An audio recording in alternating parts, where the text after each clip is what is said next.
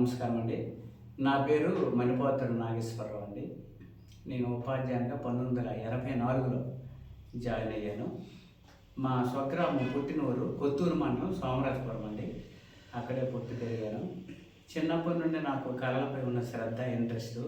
మా ఊర్లో తూర్పు భాగవతము, తర్వాత చాలా సురభి నాటకాలు, సాంఘిక నాటకాలు ఇవన్నీ వేస్తుండేవాళ్ళు. చిన్నప్పటి నుండి అవి చూస్తూ దానికి ఇన్స్పైర్ అయ్యానండి.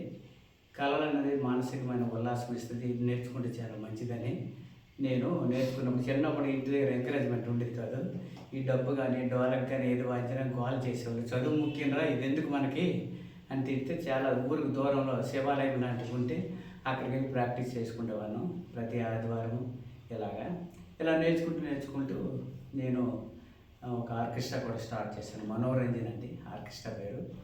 దాని ద్వారా పలువురు కళాకారులకు శిక్షణ కూడా ఇస్తూ పిల్లలకు కూడా నేను స్కూల్ టీచర్గా పనిచేసి నాకు ఇప్పుడు 43వ సంవత్సరం రన్ అవుతుందండి, నడుస్తుంది. ఇప్పిలి పాఠశాల పనిచేస్తున్నాను, శ్రీకాకుళం రూరల్ మండలం.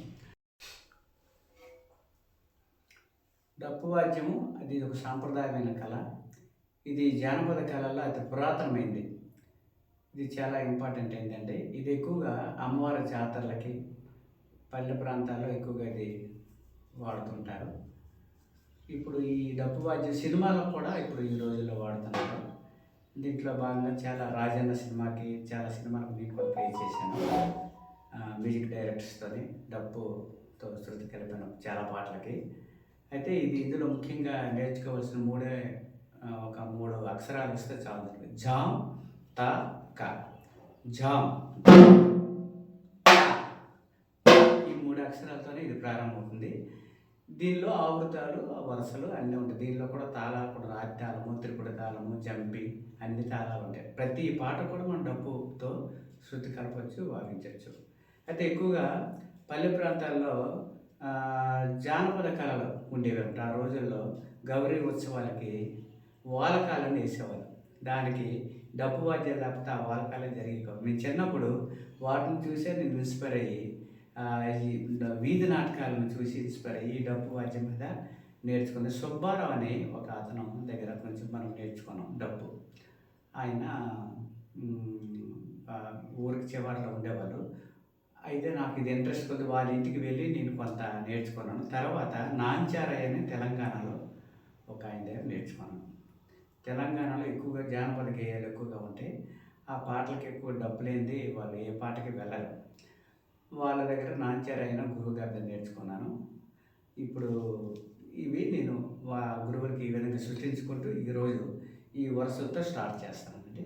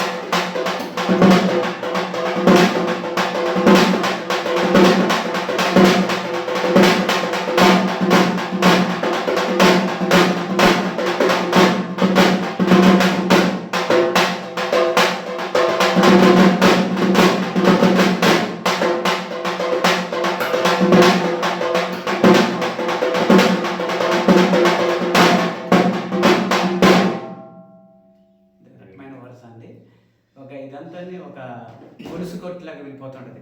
Step by step step by step. పాటలు కూడా ఎవరికైనా పాడితే ఆ పాటలు తగ్గట్టు కూడా మనం ప్లే చేయొచ్చు. ఇటు జానపద గేయం వచ్చి ఏ పాట కూడా వాయించవచ్చు.